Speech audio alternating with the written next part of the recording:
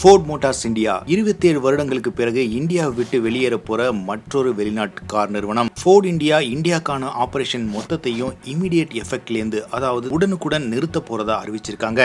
இந்த முடிவு எல்லாராலையும் கிட்டத்தட்ட கணிக்கப்பட்டதுதான் அப்படின்னாலும் இது ஃபோர்ட் ஓனர்ஸ் கிடையே மிகப்பெரிய அதிர்ச்சியை ஏற்படுத்தியிருக்கு. ரீசெண்டா கூட ஃபோர்ட் EcoSportோட ஃபேஸ் லிஃப்ட் லான்ச் பண்ண போறாங்க, அதற்கான டெஸ்டிங் வெஹிக்கிள்ஸ் எல்லாம் போயிட்டு இருக்கு அப்படின்னு எல்லாரும் எதிர்பார்த்துட்டு இருந்தாங்க. இந்த நிலைமையில இந்தியாவோட ஆபரேஷன்ஸ் எல்லாத்தையும் ஸ்டாப் பண்ண போறதா ஃபோர்ட் அறிவிச்சிருக்காங்க. 26 வருடங்களுக்கு முன்பு இந்தியாவில் தொடங்கப்பட்ட ஃபோர்ட் பல்வேறு விதமான ஐகானிக் கார்ஸை ப்ரொடியூஸ் பண்ணிருக்காங்க. உதாரணத்துக்கு Ford Icon, Ford Fiesta and Ford Figo. இந்த 3 வண்டிகளும் எல்லார் மத்தியிலும் ரொம்ப ஃபேமஸ். அது மட்டும் இல்லாம SUVயோட கிங் ஆன ஃபோர்ட் எண்டெவரும் ஃபோர்டோட சிம்பலுக்கு மற்றும் ஒரு மைல்கல். டொமஸ்டிக் மேனுஃபேக்சரிங்கை இமிடியேட்டா ஸ்டாப் பண்ணாலும் ஃபோர்ட் தன்னோட சானந்த் ஃபெசிலிட்டியை Q4 2021 வரைக்கும், சென்னை ஃபெசிலிட்டியை Q2 2022 வரைக்கும் எக்ஸ்போர்ட்ஸ் மார்க்கெட்டுக்காக யூஸ் பண்ண போறோம் அப்படின்னு சொல்லியிருக்காங்க. இந்த முடிவு எதனால அப்படின்னா கடந்த வருடம் முழுவதுமாவே வெறும் 41,000 யூனிட்டுகளை மட்டுமே ஃபோர்டால விற்க முடிஞ்சது. இந்த வருடத்துல இதுவரைக்கும் கிட்டத்தட்ட 9 மாதங்கள் ஆன நிலைமையில வெறும் 15,000 யூனிட் மட்டுமே ஃபோர்ட் விற்பனை செஞ்சிருக்காங்க. ஃபோர்டோட ப்ராஃபிட்டபிலிட்டி ரொம்ப குறைஞ்சதுனால அவங்களால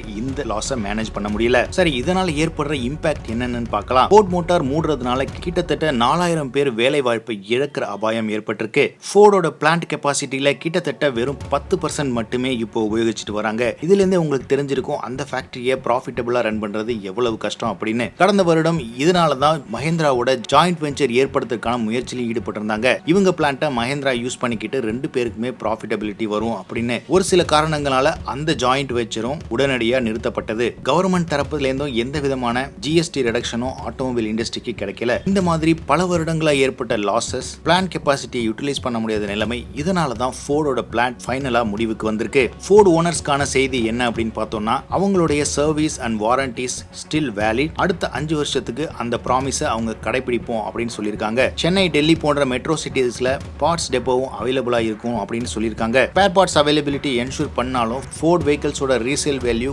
கன்சிடரபிளா டிராப் ஆகிறதுக்கான எல்லா சான்சஸ் இருக்கு. ஏற்கனவே இதே மாதிரி ஒரு நிலைமை செவ்ரோலேட் ஓனர்ஸ்க்கு ஏற்பட்டுச்சு. 2017 செவ்ரோலேட்டும் இதே மாதிரி வெளியேறின போது அந்த வண்டியோட கார்களும் வாங்க ஆள் இல்லாம இருந்தது. இதே மாதிரி வெளிநாட்டு நிறுவனங்கள் முடிவெடுக்கும் போது பாதிக்கப்படுறது ஒன்னு கஸ்டமர்ஸ், இன்னொன்னு அந்த வண்டிகளை விற்பனை செஞ்ச டீலர்ஸ். இதற்காக கவர்மெண்ட் சரியான பாலிசியை கொண்டு வந்தாதான் இத மாதிரி நஷ்டங்களை ஈடுகட்ட முடியும். இந்த இன்ஃபர்மேஷன் உங்களுக்கு கொடுத்ததுக்கு பதிலுக்கு நாங்க எதிர்பார்க்கறது ஒண்ணே ஒண்ணுதான். கார் இன்ஃபோ தமிழ் சேனலுக்கு சப்ஸ்கிரைப் பண்ணுங்க, உங்க ஃப்ரெண்ட்ஸ் அண்ட் ஃபேமிலி கூட ஷேர் பண்ணுங்க.